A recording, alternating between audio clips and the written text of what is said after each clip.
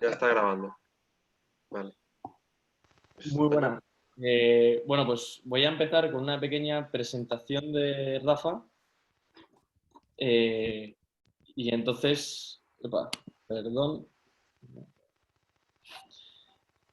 Vale, bueno, Rafael Monterde se licenció en Filosofía por la Universidad de Valencia y luego se sacó un máster en Derechos Humanos, Paz y Desarrollo Sostenible del Departamento de Filosofía del Derecho.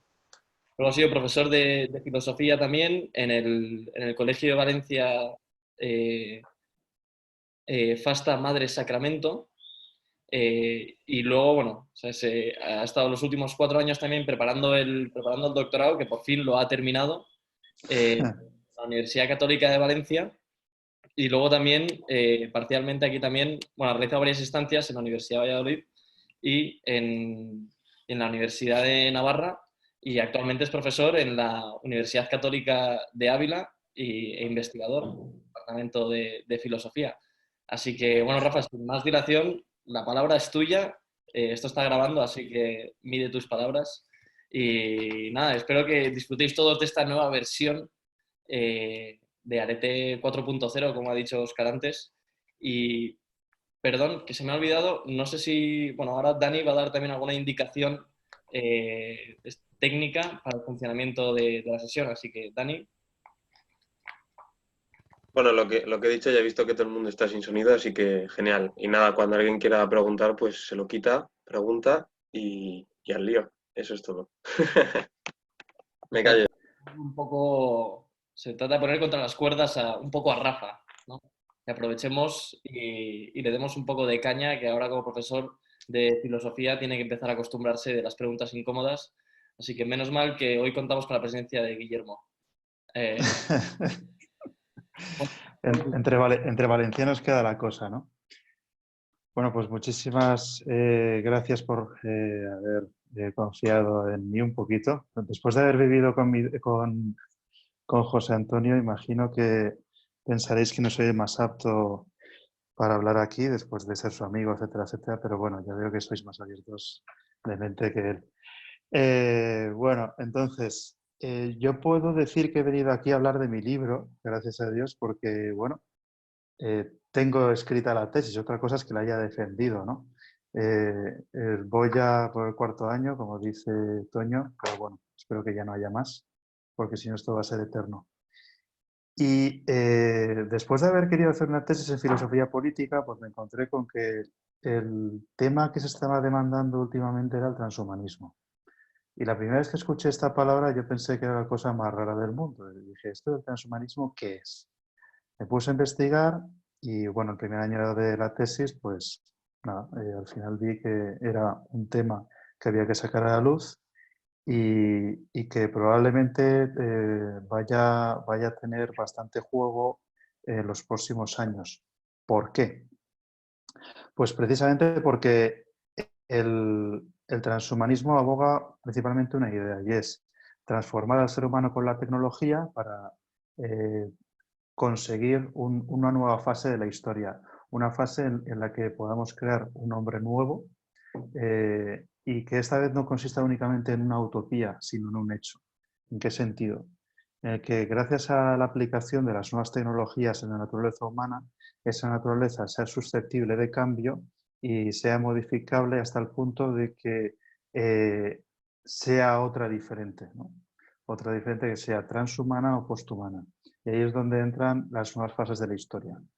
Bien, entonces esta ambición ha quedado definida a lo largo de la modernidad de muchas maneras. Todos los que sabéis filosofía o no, pues os sonará, e incluso simplemente con haber leído un poco el Evangelio, ya sabéis aquello que decía San Pablo, ¿no? Lo del hombre viejo y el hombre nuevo. Bien, pues si el hombre viejo era aquel abandonado únicamente a su naturaleza, el hombre nuevo era aquel que era asistido por la gracia y se revestía de Cristo para elevarse a la condición divina, ¿no? Bien, pues la nueva condición divina no viene por la mediación de la gracia divina, sino por la mediación tecnológica. Y en esas estamos. Que en los últimos años se ha ido elaborando un discurso en el que comprende que el ser humano puede ser elevado. De ahí, por ejemplo, imagino que en cualquier estación de tren o en cualquier aeropuerto habéis pasado un momento por el kiosco, igual habéis visto ese libro de Yuval Noah Harari que se titula Homo Deus. Bien, pues el título es bastante explícito porque eso es lo que se busca. O sea, se considera que, como dice Harari, vamos a conseguir transformar a los humanos en dioses, pero como los dioses griegos, ¿no? Es decir, seres que ya no están sometidos a la naturaleza, de tal manera que la ambición del discurso transhumanista no está tan alejada de la cultura en la que estamos viviendo, en el sentido de que si hay algo que caracteriza al hombre moderno es que ha querido domeñar la naturaleza con la técnica y con el conocimiento para que la naturaleza no se lo coma, ¿no? En sentido vulgar. Entonces, en este momento en el que estamos con pues esto, este gran parón mundial por el coronavirus, en el que parece que no podemos dominar la naturaleza, me da la impresión de que hay que pensar y detenerse a ver si esto del transhumanismo puede seguir teniendo juego. ¿En qué sentido? No sé si habéis leído mucho a Dan Brown. Evidentemente no es el mejor autor para aprender filosofía, ¿no? Pero el tío hay veces que se le ocurren cosas originales, ¿no? Tales como el Código Da Vinci, el Ángeles y Demonios o, por ejemplo, Inferno. ¿De qué va Inferno? ¿De qué va esta novela? ¿No? Desde luego hace un poco honor al tipo de relatos que este hombre escribe, ¿no? Pero Inferno es la historia de un grupo de radicales creyentes en la tecnología que consideran que hay que acabar con la mitad de la población mundial para poder mejorarla y así llegar a una nueva fase de la historia. ¿Quiénes son esos radicales? Pues evidentemente los transhumanistas. Esta novela es del año 2013, no sé si Dan Brown está metido en algún tipo de conspiración mundial, pero desde luego el tío ha tenido aquí cierto ingenio para plantear la cuestión. Desde luego, antes de que declararan el estado de alarma, casualmente me metí en HBO y vi ahí el enlace de la peli, vi parte de la peli y dije, ostras, aquí hay tomate, ¿no? De hecho, me puse a buscar más cosas y resulta que en la novela de Dan Brown aparece este tío. No sé si lo veis. El título pone FM 2030, ¿no? Pues FM 2030 es un transhumanista que se llamaba FM Esfandiari, en realidad. Se cambió el nombre porque él creó una especie de secta transhumanista en los años 60 y 70 y sus seguidores también se fueron cambiando el nombre. De hecho, uno de sus discípulos más importantes, que se llama Max O'Connor, que era era estudiante de filosofía en la Universidad de Oxford, pasó a llamarse Max More, ¿no? Por aquello de More, de Max más, bien, en inglés. Entonces, el que funda la secta en la novela de Dan Brown es Esfandiari, después de FM 2030. Y el protagonista, que es un tal Zobrist, lo sigue, etcétera, etcétera. Y lo que sale a relucir en la novela de Dan Brown es que este grupo es profundamente malthusiano. La pregunta es decir, que considera que para avanzar en economía y lograr un estado de bienestar mundial hay que reducir la población, controlarla, etcétera, etcétera. Y hay que preguntarse, ¿esto que hace Dan Brown se corresponde con los orígenes del transhumanismo? Y la respuesta es totalmente verdadera, sí. Hay que decir sí, afirmativa. ¿Por qué? Porque el transhumanismo, la aspiración a de mejorar al ser humano con la tecnología, ¿cuándo nace? No es una especie de fricada, con perdón, de algunos tipos de Silicon Valley a principios del siglo XXI, sino que empezó a finales del siglo XIX. ¿Cuándo? En realidad, las raíces del transhumanismo están en la cultura desarrollada a partir de la publicación del origen de las especies de Darwin en 1859, que como sabréis, en la quinta edición es donde Darwin añade todo el tema de la selección natural, que solo sobreviven los más aptos, etcétera, etcétera. Bien, pues con que esta especulación, ese añadido lo hace a partir de la filosofía de Spencer. Bien, Pues dentro del darwinismo social se encontraba su primo Francis Galton. Francis Galton, fundador de la filosofía eugenésica, consideraba que si se seleccionaba, si hacía la selección de las parejas y de la reproducción, se obtendría una nueva condición humana, ¿no?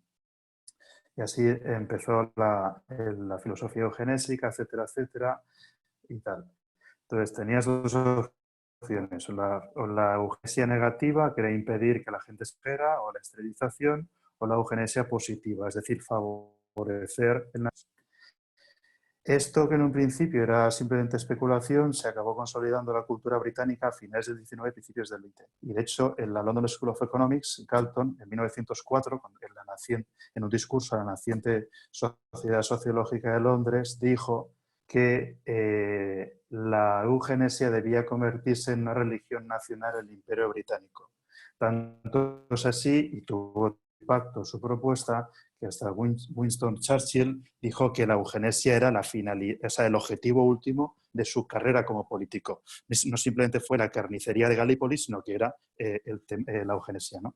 Bien, ¿quiénes tomaron el relevo de la eugenesia o quiénes potenciaron la eugenesia después de que Galton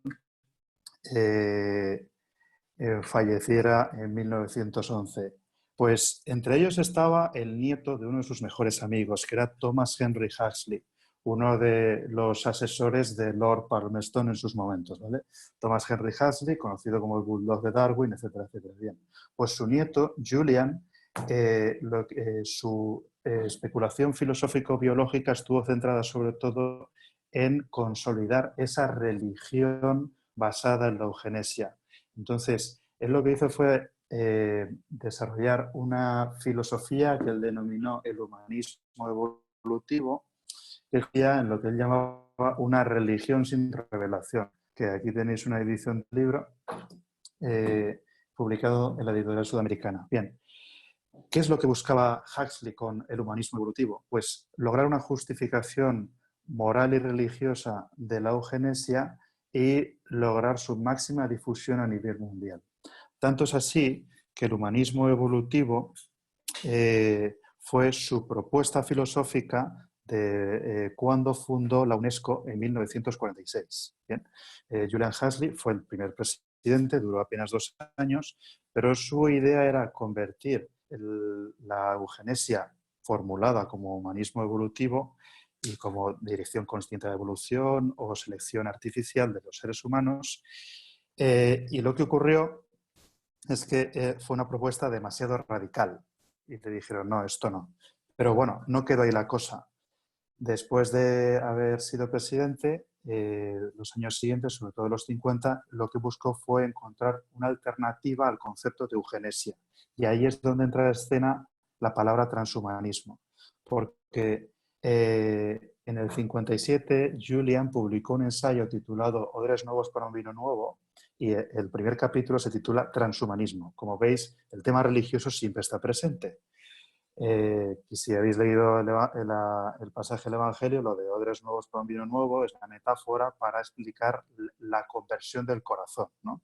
Entonces, como aquí estábamos hablando de una nueva religión mundial que buscara perfeccionar al ser humano con la tecnología y con la ciencia, pues bien, aquí tenemos la propuesta de Huxley. Y ahí Huxley lo que propone es que, bueno, él tiene una visión histórica del cosmos y considera que la conciencia humana es la primera aparición de la conciencia cósmica, ¿vale?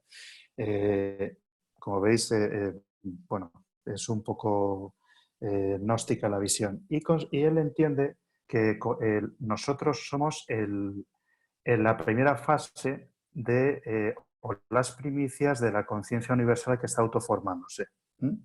Entonces, el transhumanismo sería la creencia de que por fin hemos llegado a una condición o a un nivel de cultura tal que va a llegar esa conciencia final del universo. Huxley muere en el 75, por ahí, sí, muere en el 75, y toma Esfandiari, CM2030. Esfandiari explica toda esta visión del cambio de la historia y de llegar a una conciencia cósmica a sus alumnos en la Universidad de California, fundar sus grupos y al final, al cambiarse el nombre, él consideraba que iba a lograr la inmortalidad y iba a vivir hasta 2030. El pobre vivió hasta el año 2000 y murió por un cáncer de páncreas, ¿no? Lo lamentamos. Pero sus discípulos sí que han seguido fundando cosas. Entonces, uno de ellos es Max More, que fundó el Instituto Extropiano y que sirvió de inspiración para fundar después, en el año 98,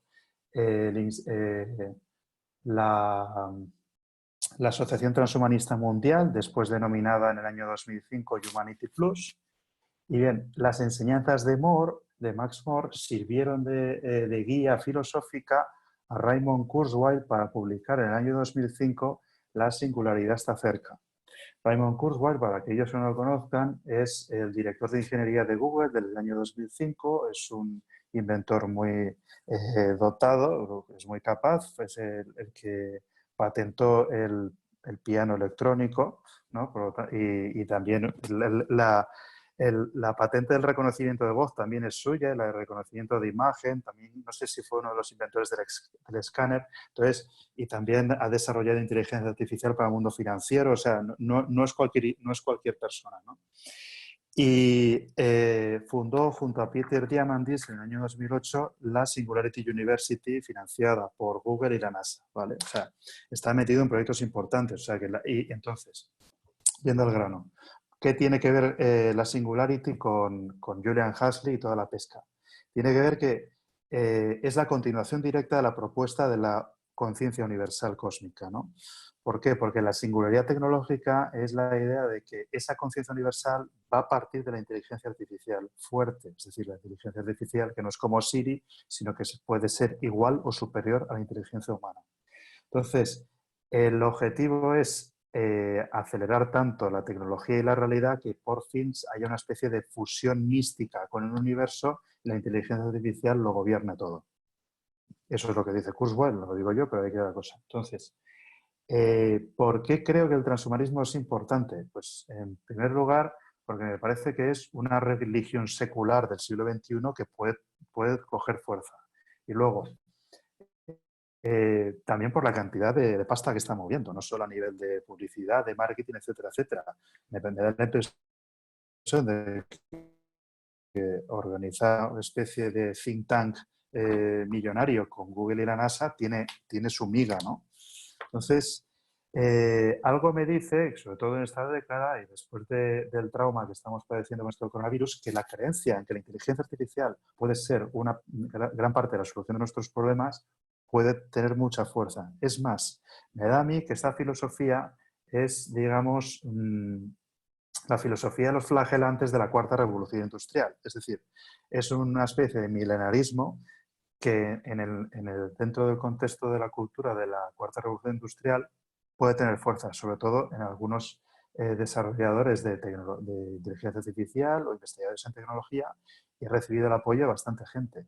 No solo de Ray Kurzweil, creo que también incluso Bill Gates estaba metido en el ajo en la financiación o Bezos, etcétera, etcétera.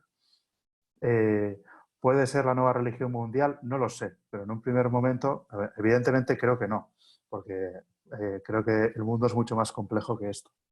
Pero que nació con esa ambición de universalidad y tal, sí. Y que estamos en un momento cultural en el que han conseguido focalizar todos nuestros afectos hacia la tecnología y van a seguir haciéndolo también. Es más, como las tecnologías disruptivas van a seguir siendo más invasivas y van a formar parte de nuestra vida, y no solo de nuestra vida, sino también de nuestro cuerpo, pues el transhumanismo puede ir volviéndose verosímil a pesar de lo fantasioso que es. Entonces yo creo que es una corriente cultural que hay que tener en cuenta, al menos para igual comprender el espíritu de los tiempos y ver que en el momento en el que están cayendo las grandes ideologías y en los grandes relatos sobre el fin es decir, esos relatos sobre que la historia tiene un fin último, etcétera, etcétera, parece que han desaparecido al estar en una época y algunos dicen posmoderna, pues esta filosofía puede tener fuerza, ¿no? Y por eso me pareció interesante hacer la tesis sobre esto. Pero bueno, no sé si, Toño, ya hemos llegado a un tiempo en el que se puede abrir el debate o crees que debería decir algo más. ¿Me he dejado colgado algo? Dos cosas. La primera de todas es que en algún momento en el que alguien quiera intervenir o quiera hacer algún comentario estilo los que ha hecho Guillermo por el chat, que no hay ningún problema. Y en segundo lugar, pedirte a ver si puedes explicar, porque en el transhumanismo se distinguen las corrientes moderadas de las corrientes radicales. Entonces, Sí. en primer lugar, es todo esto de lo que has estado hablando, o sea, todos estos postulados, entiendo yo, que forman parte de, de la corriente transhumanista radical, ¿no? Sí. Es Bien. que, a ver, yo respecto a lo de transhumanismo radical o moderado, eh, a ver, igual, a ver si lo he entendido bien. Hay una filosofía que es la del mejoramiento humano, del human enhancement, que no es estrictamente transhumanismo, sino que considera que se puede mejorar o aplicar las nuevas tecnologías, las famosas GNR, en clave terapéutica e incluso mejorativa, es decir, introducir cambios, ¿no? En la naturaleza humana que permanezcan. Bien. Eso no es el transhumanismo. El transhumanismo siempre es radical. Me explico. Esa distinción entre transhumanismo moderado y radical no lo sé. Yo me quedo con la idea de que el transhumanismo considera que el ser humano, como dice Antonio Dieguez, es chatarra biológica, es decir, es una especie que hay que superar y entraría dentro de aquella frase de Nietzsche que decía el hombre no es más que una cuerda tendida entre el animal y el superhombre, ¿no? Esto sí que lo entendía Huxley, lo entendía Esfandiari, lo entiende Moore, lo entiende Kurzweil y todos se declaran abiertamente transhumanistas. E incluso los transhumanistas de Oxford, que Oxford tiene dos institutos dedicados al estudio del transhumanismo, como son el Instituto para el Futuro de la Humanidad y el Guajiro, y el Instituto Guajiro, ¿no? Que es también para éticas aplicadas, etcétera, etcétera. En el Guajiro yo creo que entraría más la filosofía del mejoramiento humano, ¿no? Pero eh, yo opino, sí, ahora hay que contestar a Bislata, ¿no? Totalmente. Sí, es que no se aclara con el sonido. Ah, Oye, ¿no? te tienes que quitar abajo a la izquierda Ah, tienes silenciar. Ahí está. no, era por no Sí, cortarle. sí, No sé ahora. si se puede levantar la mano. Sí, Sí, sí, ve a habla ahora. participantes, donde pone participantes y pon raise hand. Ah, vale, vale, perdón. Pues luego cuando termines pregunto. Perdón, ¿eh? Vale. No, simplemente con esto acabo que a mí me da la impresión de que el transhumanismo siempre va a ser radical, de alguna manera, y que la propuesta es clara, es simplemente considerar que el ser humano es un medio para llegar a otro punto de la historia. Y claro, eso implica que hay una visión muy pesimista de fondo de la naturaleza humana y sobre todo nihilista, porque incluso el propio Huxley, al plantear el estudio, o sea, como sabéis, la palabra transhumanar la inventó Dante, bueno, la creó Dante para expresar lo que lo que los cristianos entendemos por conversión o metanoia, que es la transformación del conocimiento, la transformación del corazón, para empezar a pensar según la verdad evangélica, ¿no? Es el cambio de vida. Entonces, la interpretación que hizo Huxley de la metanoia, es decir, el transhumanar delante, es nihilista. Él decía que era la transvaloración de todos los valores. Entonces, esto podemos expresarlo con un lenguaje más moderado o más agresivo, pero en sentido estricto es radical, ¿no? Y a nivel práctico supone pues pura voluntad de poder a la hora de aplicar las técnicas las tecnologías disruptivas sobre el ser humano, ¿no? ¿Me explico?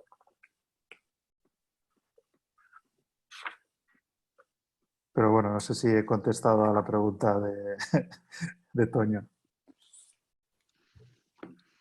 Guille, si quieres, como mis latas, si quieres intervenir. Sí, bajo la mano entonces. A ver, bajar la mano. Rafa, unas preguntas. Bueno, Dime. gracias.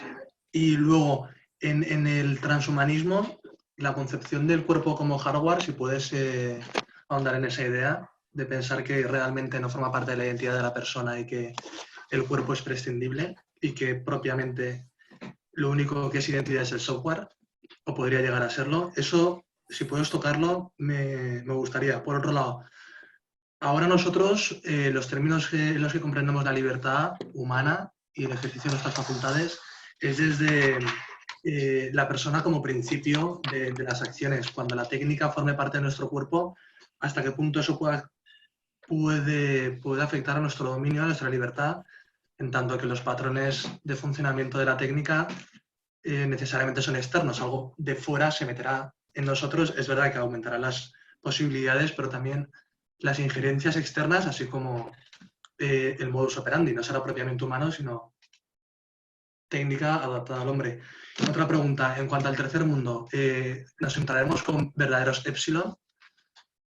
La metáfora la entiendes claramente, luego si quieres la desarrollas, pero hombres de primera y hombres de tercera. Y luego, frente a la utilización de las tecnologías para la manipulación genética, para la consideración de determinados rasgos genéticos como mejores que otros, no necesariamente las enfermedades, sino, por ejemplo, el color de los ojos o la potenciación de algunas facultades, a nivel bioético, ¿hay algún tipo de institución, bueno, la Iglesia obviamente, pero ¿hay algún tipo de movimiento que abogue por la inclusión de las tecnologías desde un punto de vista puramente curativo para solucionar problemas y no tanto para transformar a nuestro gusto la naturaleza humana? De no hacer con nosotros los abusos que hemos hecho con la naturaleza. O sea, ahora estamos con el tema de hemos abusado con los pollos, hemos abusado con el planeta. ¿Hay conciencia de que quizá podemos abusar también con la técnica con el hombre? Crear una capa de ozono en el corazón de las personas, un agujero. Ya está, gracias. Eh, hombre, respecto a tu última pregunta, yo creo que la reacción general que hubo en el año, a finales del 18, de 2018 y a principios del 19, con el experimento que hizo He Jiankui en China, que como sabéis editó a dos niñas genéticamente, y no solo eso, sino que permitió que nacieran. La comunidad científica reaccionó realmente mal, en el sentido de que le pareció un escándalo. De hecho, a nivel bioético, sin que sea una bioética dentro del humanismo cristiano, lo que se considera es que tú puedes editar genéticamente lo que quieras, pero no dejas que se implante, ¿no? Sino que entonces, de alguna manera, el problema es que la idea de que somos chatarra biológica está a nivel general aceptada por todo el mundo. Por eso la cultura transhumanista no es marginal, ¿no? Pero bueno, yendo al grano. Yo creo que lo de aplicar las nuevas tecnologías al ser humano, eso en general es la ciencia. Toda la ciencia se basa en decir tecnología y ciencia ahora mismo, yo creo que es decir lo mismo, ¿no? La cosa son las aplicaciones o los proyectos, etcétera, etcétera. O que se busque simplemente la terapia, ¿no? Es decir, curar y ayudar a la gente a tener una vida mejor. O luego ya estaríamos en el tema del mejoramiento, que es diseñar seres humanos para que cumplan determinadas funciones. No sé, tipo el Capitán América. Tenemos una cultura transhumanista por doquier. Bien. Yo creo que, a ver, yo si hay alguna asociación, como tú decías, que busque aplicar la tecnología únicamente en sentido terapéutico, yo creo que ese es directamente el sentir general de la comunidad científica. Otra cosa son los matices bioéticos que puedan tener debido a la diferente concepción de dignidad humana que podamos barajar cada uno. Porque otro de los debates más fuertes que está habiendo ahora es ¿qué es eso de la dignidad humana? ¿Es ontológica o viene por acuerdo? ¿Es resultado de la cultura o no? todo este tipo de cosas. Y al parecer, dentro de la opinión de los filósofos más bien naturalistas, sean más radicales o más moderados, es que la dignidad humana es resultado del contrato social. Y entonces eso hace que, claro, en nuestro discurso de defensa de la dignidad de la persona humana, en sentido ontológico, pues va a estar siempre reducido a un ámbito muy concreto. Entonces, no sé si igual habría que pensar, vale, si por aquí no voy a poder hablar, busquemos otros campos en los que podamos defender la dignidad, pero desde otra perspectiva. Bueno, hasta aquí eso, o sea, simplemente decir que la técnica en sí misma, o la tecnología en sí misma, siempre busca alguna forma de bien. Otra cosa es que ese bien sea el mejor o el más apto, ¿no? Ya sabemos lo mejor es enemigo de lo bueno. Pues el problema es que también la capacidad de acción de los seres humanos, gracias a las nuevas tecnologías, está llegando a unos niveles de la realidad, como son el genético, que hasta ahora no tenemos mucha experiencia en ese campo. Tenemos más de 2000 años de experiencia con las virtudes en clave aristotélica, pero oye, es que en el nivel de la realidad celular no tanto. Entonces, aún quedan muchos años para poder definir una buena bioética con suficiente experiencia moral para decir, oye, nos hemos pasado. Y el problema es que los errores se aprenden. A mí me da la impresión de que vamos a cometer muchos errores y muchos aciertos en los próximos 30 años a este respecto y ya veremos en qué acaba. No lo sé. No sé si te he contestado a esta cuestión, Guillermo. Sí, y en relación con lo del hardware y el software. Sí, ahora voy ahí. Entonces, relación hardware-software. Pues aquí, en este punto hay una antropología muy particular, ¿no? Si habéis leído Modeus de Harari, él habla en determinado momento en ese libro del dataísmo. ¿Qué es el dataísmo? Es reducir la realidad a información y considerar que, como tal, la realidad puede ser reorganizada a nuestro antojo. Entonces, esa información la puedes convertir en un cuerpo humano o en otro formato. Pero como simplemente nuestra conciencia también es una información que podemos pasar de un lugar a otro, pues te cargas la visión trascendente y espiritual del ser humano y te quedas con una interpretación totalmente monista que acaba en un dualismo también. Ahí está la contradicción del monismo filosófico, es decir, que solamente hay una realidad, ¿no? ¿Y qué pasa? Pues a mí esta es la parte que me parece más propia de la ciencia ficción, ¿no? Porque yo no sé cuánta gente se atreverá a ser conejillo de indias, que sí que los hay alguna noticia publicada, de personas que quieren pasar su mente a una máquina, tipo la película Transcendence, cosa que también quiere hacer Raymond Kurzweil, que se planteó esto cuando perdió a su padre en el año 75, creo que fue, ¿no? También cuando murió Huxley. Entonces, lo de hardware, software, pues partiendo de un supuesto de monismo, se cae en un dualismo, es decir, que solo somos mente, ¿no? Aquí el tipo Black Mirror. Aquí sería una nueva forma de cartesianismo, es decir, somos una cosa que piensa. Ergo, si podemos pasar ese programa que es nuestra mente a otro sustrato material, pues nada, vamos a ver si lo podemos lograr. ¿Se va a lograr? Pues no lo sé. Yo desde luego no lo he visto aún. Pero eso sí que lo veo muy poco verosímil. Lo que sí que es cierto es que, como visteis, cuando vino Rafael Juste, el director del proyecto RAIN, a la Universidad de Navarra, estuvo explicando cómo las neurotecnologías van a estar en funcionamiento en muy poco tiempo. Y una de las medidas que quería desarrollar son los neuroderechos para evitar que las neurotecnologías no permitan el hackeo del cerebro. ¿Eso en qué sentido es posible? Pues es tan sencillo, del mismo modo que drogando a una persona tú puedes conseguir manipular su voluntad o simplemente con la persuasión. Eso es una nueva forma de persuasión. Es decir, si estimulas el cerebro de diferentes formas, puedes conseguir que las personas actúen de diferente manera. Ya sea, pues eso, mediante la palabra o también con la información. Esto lo estamos viendo estos días. En España hemos pasado de pensar en una semana que el coronavirus era una cosa de los chinos que no tenía que ver con nosotros, a darnos cuenta que era un problema real y que está muriendo mucha gente, ¿no? Bien. ¿Por qué digo esto?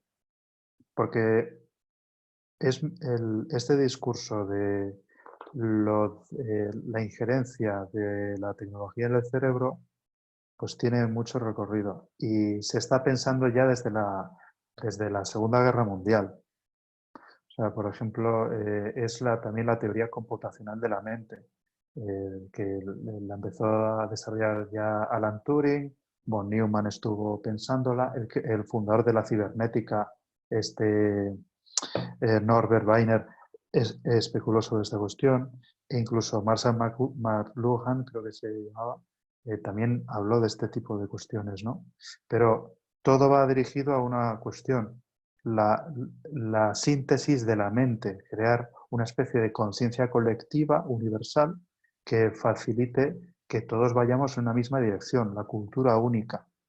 Entonces podemos hablar de la cultura única de muchas maneras, pero a pesar de que el discurso de lo de que el cuerpo es solo hardware suene a filosofía barata, la idea básica es la misma, es que simplemente somos materia prima para manipular y hacer con nosotros lo que se quiera, ¿no? Es decir, que el ser humano, como decía Nietzsche, simplemente es una cuerda tendida entre el animal y el superhombre. Llama superhombre lo que te dé la gana. Pero puede ser hombre nuevo, sociedad nueva o lo que quieras. ¿Me explico? A fin de cuentas, las antropologías estas no son tan diferentes unas de otras. Y respecto a lo del tercer mundo y lo de si somos alfa, beta o epsilon, bueno, es que yo estoy convencido de que Aldous Huxley era bastante travieso y sinvergüenza en el sentido de que, fijaos, era un profeta. No, el tío estaba perfectamente familiarizado con las propuestas eugenésicas que se estaba desarrollando en la izquierda fabiana británica. Y todos estos debates los estaba teniendo su abuelo con H.G. Wells, también los estaba teniendo su hermano con él, etcétera, etcétera. Entonces, de manera hipotética o no, esta gente estaba planeando una sociedad mundial con un Estado mundial totalmente mediatizado todo y todo totalmente manipulable. ¿Él creía en eso? No lo sé, pero desde luego lo conocía de sobra. ¿Y cuál es el problema de esa visión del ser humano? Pues lo que acabamos de decir, pura materia prima y ¿quién decide quién está arriba y quién está abajo? Pues yo qué sé, a mí me gusta pensar que somos libres cada uno para elegir nuestra vida y que al final el destino depende de cómo proyectes tu vida y sobre todo de la mano de Dios, ¿no? En el sentido de la palabra. Pero bueno, lo del tercer mundo, no sé, yo creo que ricos y pobres siempre ha habido y fruto de nuestra situación histórica nunca lo vamos a solucionar del todo. Simplemente vamos a ir creando sistemas políticos más o menos justos para salir al paso, de alguna manera. Y lo que esta gente propone, pues tienes, por ejemplo, transhumanistas anarcocapitalistas y tienes transhumanistas que ya tiran hacia el lado del socialismo. Y lo más probable es que el transhumanismo encaje dentro de algún tipo de filosofía dialéctica o revolucionaria en un futuro de corte marxista. Lo que pasa es que aún no la han desarrollado. O sea, ¿cabe hacer una dialéctica transhumanista que entienda que la tecnología debe ser para los más desfavorecidos y crear la sociedad de los trabajadores transhumanos? ¿Se le puede ocurrir a alguien? Eso sí que podría pasar. Y desde luego simplemente pues, consiste en que como Carlos Marx te vayas a Londres una temporada te contrate te contrate el secretario de algún ministro británico y puedas vivir de gorra una temporada, ¿no? Escribiendo El Capital en la biblioteca allí de Londres. No sé si me explico. Todo es cuestión de dedicarle tiempo. ¿Te he contestado? Gracias, Rafa. Yo también soy un poco optimista. Creo que este intento continuo de intentar superar nuestra situación actual dice mucho de nuestra sed de trascendencia y nuestro vínculo con Dios. Sí, es que lo fundamental es que el deseo de plenitud, a ver, ya lo decía Aristóteles, ¿no? La gente, el ser humano por naturaleza busca la felicidad, ¿no? Y al final, el fin último de la vida humana es Dios, como entendemos con Tomás de Aquino. Entonces, en ausencia de Dios, pues esto es lo que decía Dostoyevsky, ¿no? Si Dios no existe, el hombre se diviniza y todo está permitido, incluso la antropofagia. Entonces, en ausencia de Dios, el follón está en que el hombre deja de ser un fin en sí mismo y se convierte en un medio para todos sus proyectos, de manera que el otro yo lo puedo usar a mi antojo cuando me creo Dios. Y el transhumanismo tiene mucho de autodivinización del hombre. Ahora, el copyright de todas las esperanzas sigue siendo el mensaje evangélico, porque estos tíos tienen muy poca originalidad. Ya solo lo de religión sin revelación, pues un dato. Julian Huxley era nieto de un íntimo amigo de John Henry Newman, el cardenal Newman. Su abuelo se llamaba Matthew Arnold y era hermano de Thomas Arnold.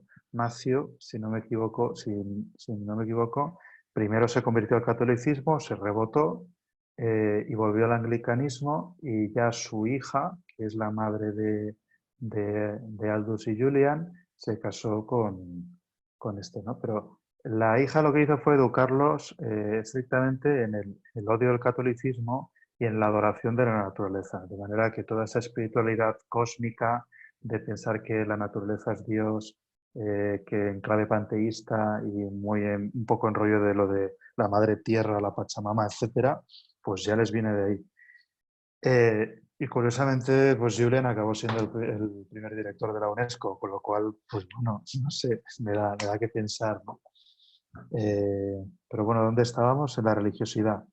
Sí, no sé, yo siempre tengo esperanza porque a Dios no sé, Dios no crea la realidad dejando cabos sueltos. Siempre tiene la posibilidad de tocar el corazón de todas las personas, ¿no? Más preguntas incómodas, ¿no?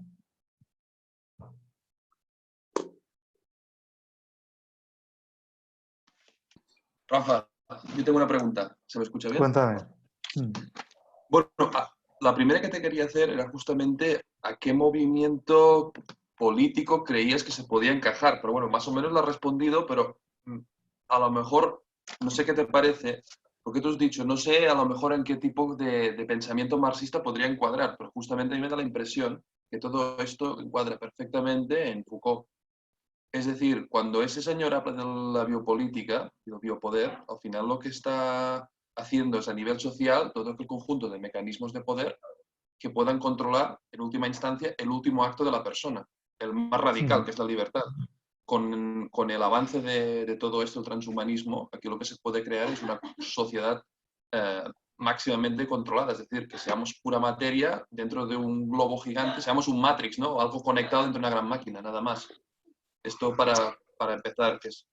Y la otra pregunta que te quería hacer es, claro, o sea, estás hablando, o sea, al final lo que se está hablando es de, aparte de dignidad, etcétera, es que es el hombre.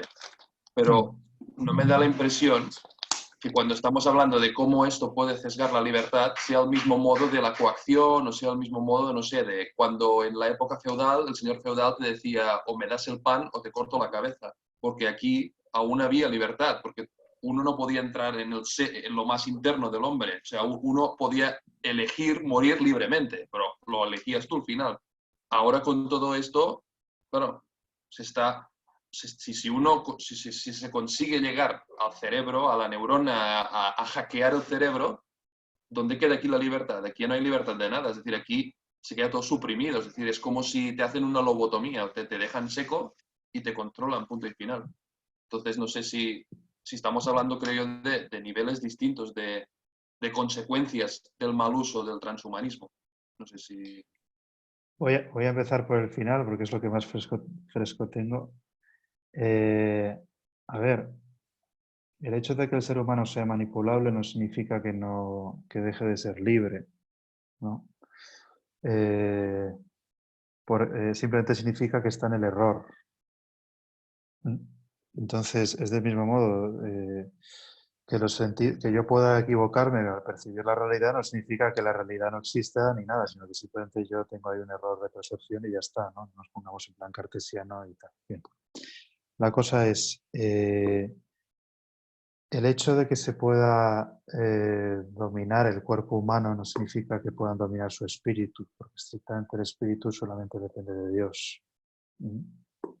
Entonces, por eso, por ejemplo, en el Evangelio dice, no temas a aquel que puede hacerte daño en el cuerpo, sino teme a aquel que puede condenar tu alma.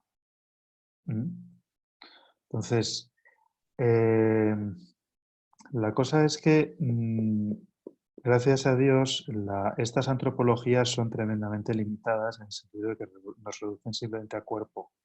Y porque nos reducen simplemente a cuerpo, no son capaces de percibir que hay algo que es más íntimo a mí mismo que mi misma intimidad. Entonces, ese espacio interior reservado a todas las personas es intocable y ninguna dictadura ni ningún sistema totalitario, sea religioso o no, puede acceder a ese foro interno. Otra cosa es que nosotros por voluntad o por desesperación perdamos la esperanza y no queramos buscar ese recoveco interior, que es posible. O sea, esa parte es real. O sea, nosotros podemos venirnos abajo y decir, pues esto es lo que hay, ¿no? Bien, y renunciar a trascender. Pero bueno, eso ya entraríamos en otros planos. Luego, yendo a posibles conexiones con otras filosofías. Dentro del feminismo hay feministas que reivindican que la robotización de la mujer es la mejor manera de abandonar el género. ¿Vale? Haraway defiende que el cyborg es la mejor forma de liberación. ¿Vale? Bueno, entonces, de hecho, este libro, ¿vale? El de Eres un transhumano, es una serie de preguntas para abandonar el lenguaje binario. Está escrito en 1989 y está desarrollado, o sea, se escribió a partir de los seminarios que impartió Esfandiari en California en los años 60. Entonces, la base antropológica es la misma. El objetivo es transformar el lenguaje para transformar la conciencia. Pero gracias a Dios hay que distinguir entre conciencia y persona. Es decir, pueden meterse en tu conciencia, pero no pueden meterse en tu ser a nivel antropológico, ¿no? O sea, pueden hacer que tengamos una conciencia errónea, pueden hacer que percibamos las cosas de otra manera, que pueden conseguir que, bueno, pensemos que lo malo es bueno y lo bueno malo, ¿no? Entonces, pero no tienen un poder absoluto, eso siempre está limitado. Entonces, por ejemplo, tú puedes tener drogada a una persona, someterla a mil traumas para que su voluntad ceda. Puedes incluso provocarle una ruptura psicológica. Pero eso no significa que hayas conseguido doblegarlo. Simplemente le has roto ciertos niveles de su ser, como son el corporal y el psicológico, pero la persona sigue intacta. Ahí solamente puede entrar Dios. Entonces, aunque ahora mismo incluso veamos muchas personas a nuestro alrededor que están rotas psicológicamente o que tengan conciencia errónea, no sabemos qué ocurre en el fondo de su ser y por eso solamente es Dios quien puede juzgar qué pasa ahí. ¿Me explico? Entonces, más cosas. el Estado, desde el principio, fue formulado por Thomas Hobbes como el hombre artificial, el hombre magno, ¿no? Y de hecho, él dice, es el hombre artificial. Bien. Esta idea del hombre artificial encaja muy bien con todo el desarrollo de la inteligencia artificial y del hombre nuevo. Lo artificial es en este contexto es lo contrario a lo natural y por tanto se considera lo sobrenatural. Por eso hay una teología de la tecnología, ¿no? Por decirlo de algún modo. Bien. Entonces, ¿qué le ha pasado al Estado? El Estado estaba compuesto por un montón de conciencias biológicas que cada una funcionaba a su rollo y seguía sus intereses. Si lo que se consigue es la total digitalización del Estado y convertirlo, entiéndase la metáfora, en un gran algoritmo, pues oye, eso puede ser una forma de totalitarismo muy interesante y muy novedosa, pero bueno, en eso estamos. De hecho, no sé si habéis visto todo el tema de la monitorización de los móviles, etcétera, etcétera, que se está aprobando últimamente aquí en España, pues esto no está tan alejado. Creo que hay un ministerio de la inteligencia artificial o algo así, porque lleva una de las de desarrollo en nuevas tecnologías e inteligencia artificial. Esto está ya de moda. ¿Y qué más? Hablabas de la coacción. Volvamos a Aldous Huxley. No hay mejor dictadura que la de aquellos que aman su servidumbre. O sea, espera, voy a subir un poco esto, que si no... tengamos en cuenta, volvamos al tema de que Huxley era un sinvergüenza muy listo. Huxley en la novela esta de Un mundo feliz dice: a menos libertad espiritual, más libertad sexual, ¿no? Cuantas menos libertades políticas, más libertad sexual, algo así. Dices, wow, no sé por qué eso me suena. O sea, no sé, ya sabéis que la liberación sexual fue una revolución cultural pensada para evitar el advenimiento del comunismo en Occidente. O sea, era la mejor manera de proponer una revolución controlada para que la Unión Soviética no entrara. De hecho, toda esta idea de acabar con el sistema jerárquico es para evitar que llegue el totalitarismo comunista a Occidente. ¿Me explico? Y una revolución cultural magnífica pues fue el sexo, drogas y rock and roll, ¿no? De la época. Bien. Entonces, coacción ninguna. Hubo una generación que se lanzó de cabeza a ese tipo de sometimiento, ese tipo de cultura, que era otra forma de dictadura, sobre todo mental, ¿no? No sé si me explico. Entonces, esto es como... Cuando puedas una pregunta, por favor. Vale, esto es como la seducción de la serpiente. La cuestión es hacernos ver que eso es bueno. Entonces, tú cambias la estética y cambias la ética, ¿no? Cuéntame, Guillermo. Perdona. Nada, perdóname a mí por cortarte. Que en relación Por ahora cierto, con... la banderita esa tremenda, ¿eh? Me la pongo siempre para no olvidar quién es el que al final pues motiva mis esfuerzos. Tengo una foto generalmente de mi familia, de Cristo, del crucifijo y de la bandera de España. Somos seres simbólicos, al final hace falta tener elementos que te permitan situarte, ¿no? Sobre todo para saber hacia quién vuelcas tus esfuerzos, sobre todo en una posición que suelen ser bastantes años.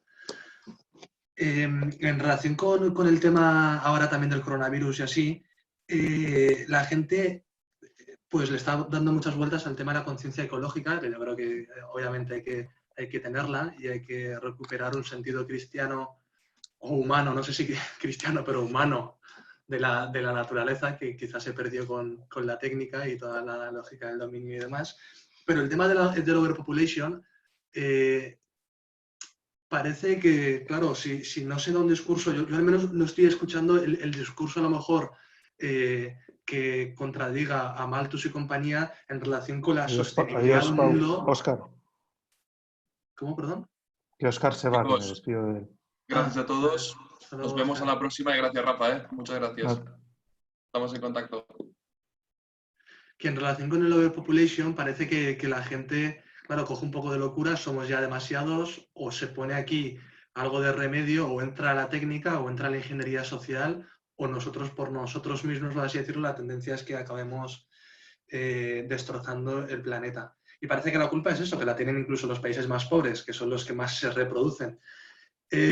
A ver, estoy diciendo el discurso oficial, no estoy diciendo que es lo que yo piense, pero que es verdad que quizá el transhumanismo entra bastante bien cuando ya el terreno te lo ha dejado bastante allanado, un estado de opinión en el que parece que tenemos que dejar hacer a otros una especie de tecnocracia mundial, porque si dejamos que las cosas fluyan, esto se va al garete, empezando por el planeta y luego nosotros.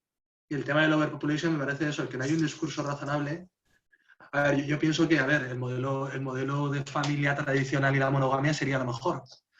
Pero vamos, otros plantean otra serie de políticas, pero en el mundo cristiano la verdad es que la fidelidad y la familia mantiene niveles de desarrollo humano bastante normales. El problema es la poligamia de África o el descontrol de Asia. Pero bueno. Mira, te leo, esto lo escribió Julian Huxley en 1927 cuando estaba formulando su humanismo evolutivo. Él decía, el dogmatismo teológico de los católicos, ya sabía muy bien de qué iba esto, que rechaza el control de natalidad e impide la discusión científica de los problemas de población, aun en organismos internacionales como la Organización Mundial de la Salud, todos son considerados como contraproducentes. Se refiere también a los comunistas. Dice, el humanismo evolutivo también tiene implicaciones eugenésicas. Por el momento, ellas son en gran parte teóricas, pero a su debido tiempo se tornarán intensamente prácticas. Dentro de un siglo habremos acumulado conocimientos adecuados sobre lo que se puede hacer en un sentido negativo, es decir, impedir nacimientos y reproducción, etcétera, etcétera, para aliviar el peso de la deficiencia heredada del cuerpo o la mente que incide de forma cruel sobre tantos seres humanos. Dice, cuando ello haya ocurrido, se considerará que la formulación de una política eugenésica aceptable no solo constituye una tarea urgente, sino también inspiradora y que los obstáculos políticos o teológicos resultan inmorales. O sea, este tío va muy en serio cuando hablaba de lo de reducir la población. De hecho, en otros puntos lo dice abiertamente. Por ejemplo, una cosa que le preocupaba a Francis Galton cuando hablaba de la eugenesia, decía, joder, es que nuestros soldados en África son más débiles físicamente que los propios africanos. Debemos crear una nueva generación de soldados que sean fuertes. Por lo tanto, vamos a hacer una selección de la gente. Y mucho ojo, porque Galton llegó a usar el término raza también refiriéndose a clase social. ¿No? Esto conectando un poco con lo que tú decías. O sea, consideraba que, por ejemplo, que el gran problema de la raza británica, sobre todo de la aristocracia británica, era los defectos genéticos. Entonces, que esos defectos genéticos había que cambiarlos para evitar que los pobres se hicieran con el poder en Gran Bretaña, ¿no? Y que las clases bajas tomaran el control que tenían las clases altas. Entonces, joder, Galton, ahí hay una especulación un poco rara. Pero creo que se me ha ido. Tú has planteado la cuestión de si el transhumanismo tenía que ver con el maltusianismo, ¿no? Sí, sobre todo que como parece que es la única vía del tema de la población y el tema del planeta, parece que solo con maltusianismo se puede arreglar. Y el maltusianismo es, ojo, dejarnos hacer, que ya los ingenieros sociales metemos un poquito la cuña y metemos un poquito el bisturí. Pues claro, eso para el transhumanismo es un caramelito, ¿no? Porque prepara muy bien el terreno. A ver, Por cierto, yo abogo por la paternidad responsable, ¿eh? O sea, y la monogamia y la fidelidad y tal. Que eso sí que es efectivo, no otras Yo lo que cosas. veo es que el transhumanismo tiene el terreno muy labrado en este sentido, o sea, o los transhumanistas, porque ya vivimos en una cultura que entiende que la herencia, o sea, ser padres es un peso. Entonces, por ejemplo, volviendo a Huxley, a Aldous, no a Julian, en Un mundo feliz, él plantea la cuestión de que las mujeres vivíparas están mal vistas, es decir, las mujeres que tienen hijos de manera natural, ¿no? ¿Por qué? Porque se ve como algo feo y asqueroso, ¿no? De hecho, les da asco la idea de familia. Entonces, no sé si es profético, pero desde luego es Es muy curioso. Es más, el salvaje en la novela de Huxley se podría decir prácticamente que es un católico. Es un tío que defiende la familia, la paternidad, el amor fiel, que no entiende la liberación sexual, etcétera, etcétera, que le parece pues algo malo. Pues joder, parece el típico católico carca de hoy en día, ¿no? Pues estaban pensando en esa clave ya. Y yo creo que la tendencia natural de esto es que igual podemos llegar a un punto en el que se piense que la fecundación natural es un mal moral, precisamente por el riesgo de no poder controlar la carga genética que va a tener el feto. Y de que los nacimientos te pueden nacer hijos con defectos genéticos, eso va a provocar enfermedades, etcétera, etcétera. Entonces, si tú puedes controlar perfectamente la gestación, vas a tener un sistema sanitario muchísimo más eficiente, porque incluso puedes saber qué posibles enfermedades puede haber en un futuro, de alguna manera. Hombre, si te viene una pandemia, no lo sé, pero ¿me explico? O sea, hay muchos intereses alrededor de esto. Bueno, bueno, si alguien tiene una última pregunta, aún estamos en tiempo. Voy a encender una luz, perdón. Bueno, no sé si alguien tiene alguna pregunta o quiere preguntarle a Rafa alguna cosa. Vale, Isa. Bueno, entonces, esto, última pregunta y bueno, y ya Ya acabamos. estoy aquí. Ay. Perdón, ¿qué estabas diciendo, Toño? No, que Isa tiene una pregunta para ti y que con esta pregunta pues terminamos ya, que imagino que aquí, si no la mayoría, pues tendremos que cenar. Así que bueno, Isa. Yo quería preguntar cómo se puede defender, o sea, realmente como la dignidad humana, o sea, en todos los problemas éticos que pueden ser consecuencia del transhumanismo, sin realmente acudir al argumento católico. O sea, ¿cómo hubiéramos mantenido esta conversación como si todos fueran, bueno, no sé lo que sea cada uno, pero en plan, en un ambiente más, no sé, más ateo, por decirlo así? O sea, sí, Más eso. secular, por ejemplo. Eso. Fuera de la A universidad ver, de Navarra, esto, vamos. vale, yo aquí me he permitido el lujo de hablar en clave cristiana porque conocía al público, ¿no? Pero No, digo a ojos de luego en otra hmm, conversación pues poder realmente hombre, tener otras... en otra conversación yo creo que lo que da más miedo siempre es la lógica de poder, ¿no? La acumulación de poder que se puede tener ahora mismo gracias a las nuevas tecnologías no la ha tenido ni el peor de los dictadores. Entonces, la amenaza de las libertades civiles está ahí. O sea, pues eso, en una situación de emergencia, de repente las grandes corporaciones tecnológicas instauren algún tipo de control total. Eso en China ya está funcionando, por ejemplo. Luego, la idea de que puedes diseñar un ser humano, ojo. O sea, cuando te dicen, no, curar, etcétera, etcétera, vale, todo lo que sea en clave terapéutica encaja dentro de cualquier discurso moral. Ahora, cuando te dicen que podemos elegir si un ser humano va a tener afectos o no, en clave replicantes de Blade Runner, que eso sí que se dice, porque uno de los ideales del transhumanismo es la mejora moral del ser humano a través, por ejemplo, de psicofármacos. De manera que gracias a los psicofármacos y a todo tipo de sustancias, tú no tengas determinadas emociones, por ejemplo. Dices, ostras, o sea, déjame tener miedo, déjame que me dé asco, algo, no sé si me explico. Entonces, hay muchísimos elementos para pensar que el transhumanismo no solo, o el transhumanismo, o el absoluto control del ser humano con la tecnología, puede preocupar a cualquier persona que simplemente tenga un poco de sentido común y diga, bueno, ¿y esto a qué nos lleva? La cuestión social que ha salido antes siempre sale.